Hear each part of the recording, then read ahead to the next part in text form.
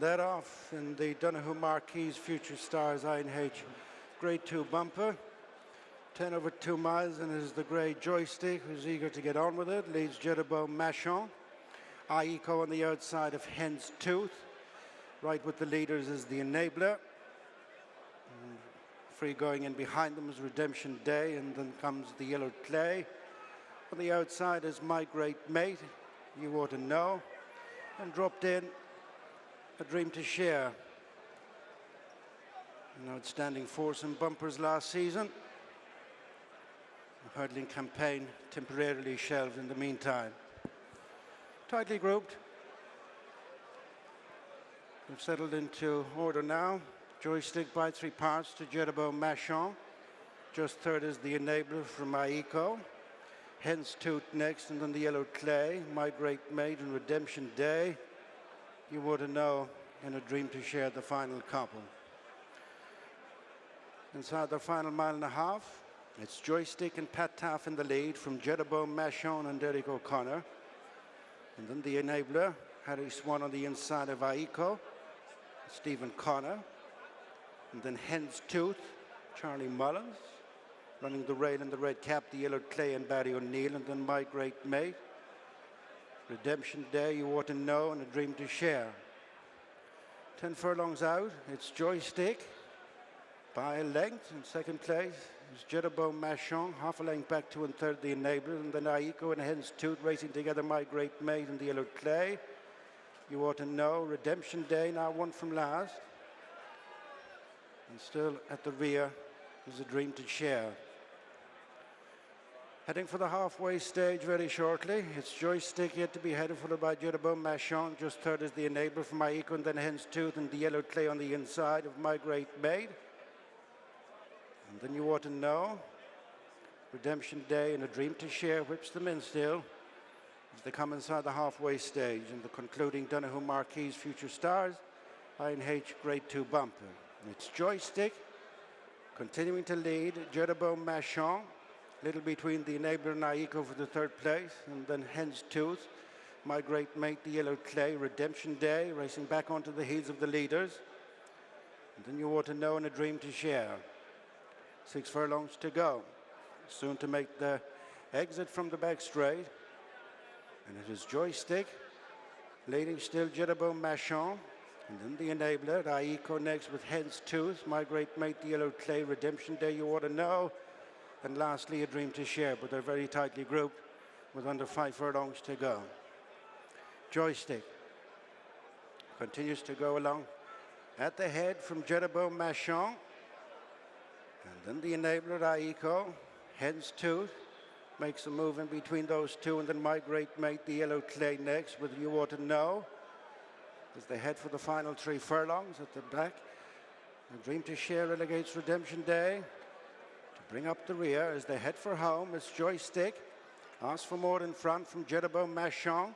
The Enabler on the inside of Hen's Tooth, and then My Great Mate, You Ought to Know.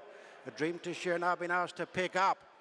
Round the bend for home with just over 2 furlongs to go, and it's the Enabler who's through on the inside from Jeroboam Machin, who's coming there in the light blue jacket. Joystick falls away, then You Ought to Know.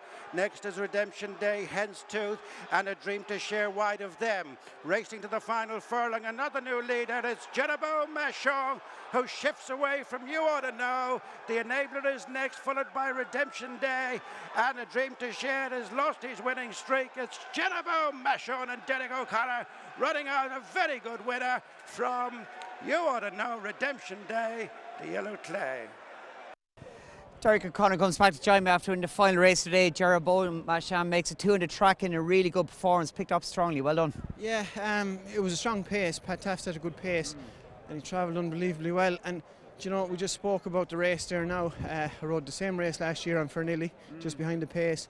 Got to that point in the corner, and I didn't rightly get to the line. This looked quickened. So this is a very good horse, I'd say. Yeah, indeed it was, and it looked a strong bumper pre-race, of course, and given his lack of experience, he's only going to improve. Do you know, you say lack of experience, but he's after coming out of Cormac Dials, so he had a great grounding, and it stands to all these horses. And back to what I keep saying about the point-to-point education, you get in the point-to-points. He came out of Cormac Dials, he won his maiden, Then he goes up to a point-to-point bumper in Fairyhouse. He trounces DB Cooper, who ended up being a good horse, unfortunately, as it came to a demise sense. But he's just shown it today. I'd say he's very good, in fairness. Quite confident going out? He was saying nice things. That's always a good sign. Listen, well done. Thank you very much. Thank you. Well, the big bumper at the Dublin Racing Festival has gone to Emmet Mullins with Jeroboam Machin. Congratulations, unbeaten in 2 starts. That was a nice performance. Yeah, no, he does it well. He wouldn't show much at home, but he saves his best for the track, thankfully. So when did you work out how good he was? I suppose he was tricky in the autumn. He wasn't showing much, and I think we chucked him in with Slate Lane for a piece of work, and he came up with him as easy as he would come up with a 90 rated horse. So thanks. And yeah, no, so it's in there, but just let him find it on his own terms. And what did Derek say today? Very straightforward. Couldn't get over. It was push button for him, he thought, and this is a nice horse. Well, from when you were watching, you must have been feeling pretty confident turning them home. That's it. Derek, I think, sat down on his back for one stride, and he just came alive. And yeah, from there, I was very confident. Yeah. All systems go for Cheltenham now? I'd imagine so, but we'll see what Paul comes up with in the meantime. Okay, it's not a definite. No, we discussed lots of other things before today. Oh, go on, tell us what. No, there's too many to name. Okay. Yeah, no. So no, look, he's got to be up in the pecking order there now. So I'd say he might take a chance. Have you got some others for that race? No, I don't think I do. No, I don't. Yeah. And tell me what you're doing with Corbett's Cross, because you haven't gone for the City Isles, you're not coming here. Are you going to Ferryhouse on Wednesday? Yeah, I think that's the plan. 3 miles Wednesday, and yeah, fingers crossed. What's the thinking behind choosing that race in particular? Just wasn't happy on midweek to travel to Sandown. And then I suppose if you're not happy to run Saturday, running Sunday wasn't going to be ideal. So we just bought ourselves a few more days, and we were able to back off him earlier in the week when we decided straight away it wasn't on the cards. And fingers crossed. He's actually worked again this morning, so he's back in good light again. And you were happier this morning? I was happier this morning than I was Tuesday, yeah. That's good to hear. And have you got a firm idea about what you might do with him at Cheltenham? No, I suppose he ran well here at 3 miles, and it's 3 miles again on heavy ground, I think, in Various.